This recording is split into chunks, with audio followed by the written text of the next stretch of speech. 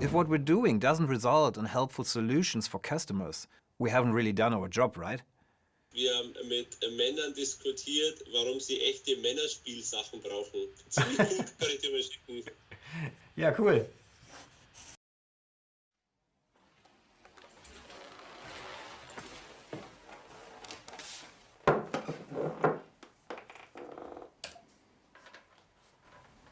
Hello.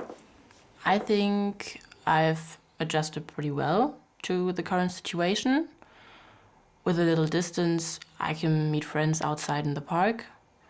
I see my classmates every day, sort of. But it still gets to me.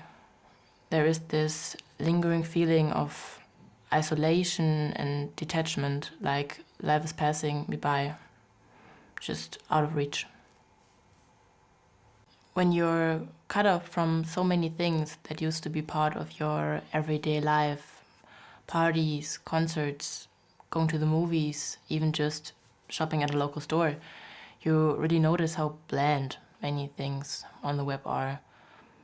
A lot of online shops feel more like warehouses, not like something I would want to have as part of my private life. Hi, my name is Mia. I'm 22 years old.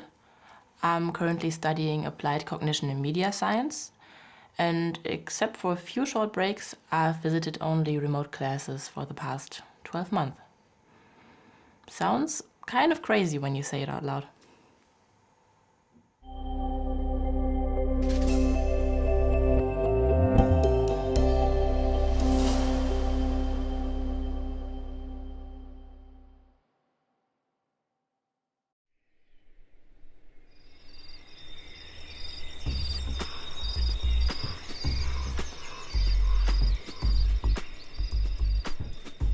Hallo, mein Name ist Johannes Altmann. Ich bin Gründer und Geschäftsführer der Customer Happiness Agentur Shoplupe. Seit mehr als 20 Jahren, also eigentlich die Hälfte meines Lebens, beschäftige ich mich mit der Konzeption und Optimierung von Online-Shops. Während früher Nutzbarkeit und Conversion Rate im Fokus stand, sind es heute eher Erlebbarkeit und Begehrlichkeit, die uns beschäftigen. Das Shoppen soll mit Freude verbunden werden und diese emotionale Erfahrung soll zur Markentreue führen. Der wichtigste Treiber für eine hohe Conversion Rate ist ja der loyale Kunde. Wenn man versucht, die gesamte Shopping Experience zu perfektionieren, führt kein Weg an User Research vorbei. Customer Insights an allen Touchpoints sind für unsere Arbeit unerlässlich. Wir wollen maximal viel über Kunden wissen und führen deshalb Online-Fokusgruppen durch. Dort erfahren wir die Wünsche, die Bedürfnisse, Motivationen und Ansichten der potenziellen Kunden. So entstehen begehrliche Shops, die Kunden verstehen, lieben und happy machen. Da ist keine Klingel dran, weil wir die Klingel abgebaut haben. Warum habt ihr das? Weil die Klingel kaputt war. Die hat nicht geklingelt. Warum sollte die nicht klingeln? Also ich weiß, deshalb, das ist nicht unsere. At the moment, the most daycare centers are only open to kids of essential workers.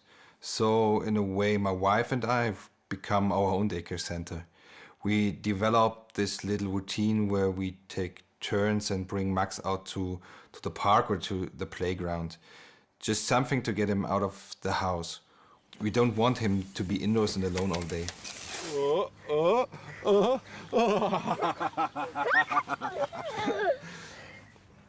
Hi, my name is Thorsten. I'm 37 years old and work in human resources at an insurance company. Whenever I have a couple of minutes during our little daily adventures, that's become the time when I do a lot of my shopping. So obviously I love online shops that work well on my phone. But what I'm mostly looking for is that they don't leave me hanging with some small pictures and few lines of description. I want them to give me some guidance to help me find something that fits me. It's also important that I can get real info on how things are made, how materials are sourced. Now that I'm a father, I think differently about what kinds of brands I want to support. I want them to have real values, for example by making things in a sustainable way. The pandemic has only put that even more into focus for me. Brands that don't take responsibility for their actions, they aren't interesting for me anymore. Because I want Max to live in a world where things matter. I really appreciate when brands don't just try to sell me something. When it goes beyond that kind of interaction where, you know, it's thanks for your money, goodbye, see you in the next life. But when there's actually something useful, hints on how you get the most out of a product, what else to look at, what to do if something breaks.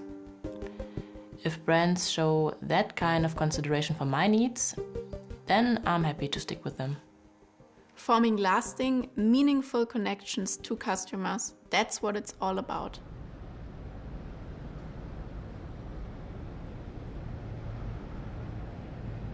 Hi, my name is Sarah Emmerich and I consult brands regarding social media and influencer marketing. I am what you might call a social media native. I grew up with social channels at a time when they were moving more and more into the focus of companies' marketing efforts. So when I realized that something I already had an almost instinctive understanding of was becoming an important factor on marketing, I decided to make this my profession. Today, I work with all kinds of brands designing and supporting their social media presences. I believe this combination of a personal and a professional connection gives me a unique perspective on consumers. For one, I have a sort of inside view on both the Generation Y and Generation Z age groups. I'm a member of these generations as a consumer, so I have the experience perspective. But at the same time, I'm able to take a step back and use the more analytical point of view of my professional work on this subject. People from these generations have quite a different approach to buying products compared to earlier ones. The shopping experience goes beyond categories such as either buying a luxury brand as a status symbol or simply saving money. For us, it's much more individual, more personal. We want to really understand the product before we buy, even form a personal relationship in a way. And we often discuss our choices with our friends and family before we hit the order button. So brands and their products have to withstand much more serious scrutiny, be it about their impact on the environment or carbon footprint, about where they come from and the working conditions of the people making them.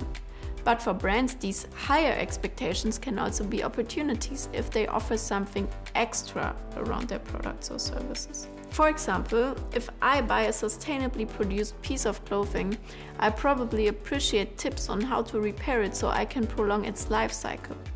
What's important in the end is that brands offer their customers something that isn't a cheap marketing stunt, but adds real value to their purchase.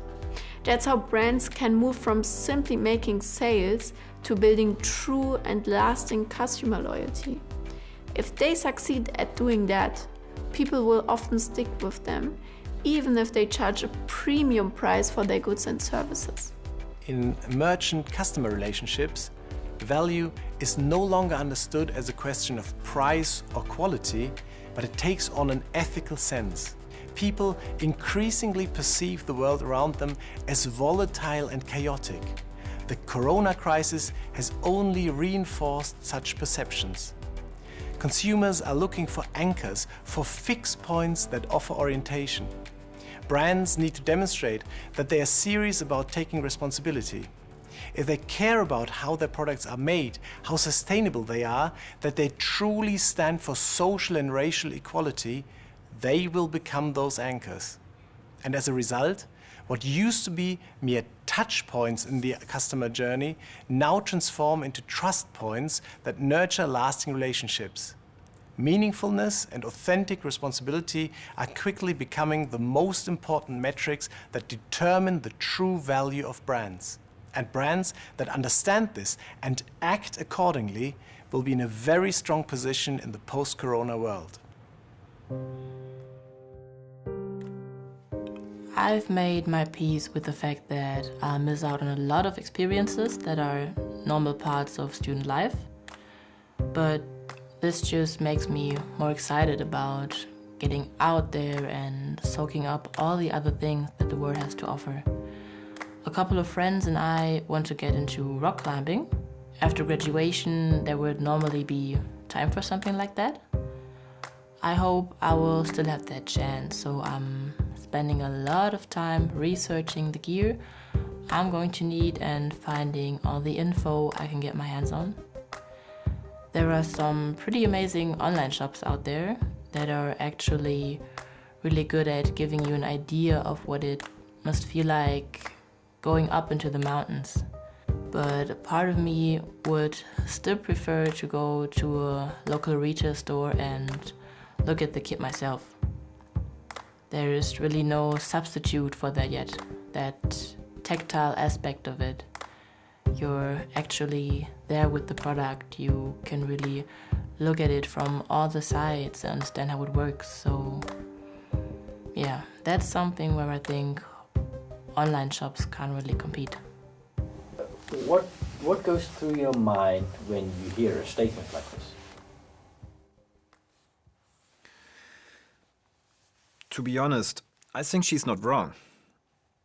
We've come a long way with regards to the customer experiences we can create with our storytelling features. But yeah, there's definitely still room for more.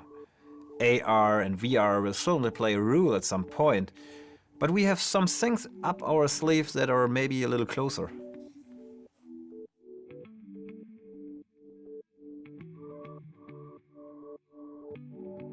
Hi. Hallo.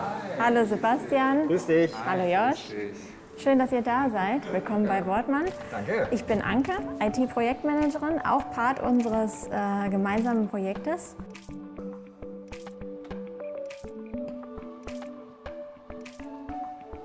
Ja, wir haben was vorbereitet. Wie versprochen haben wir einen Prototypen mitgebracht.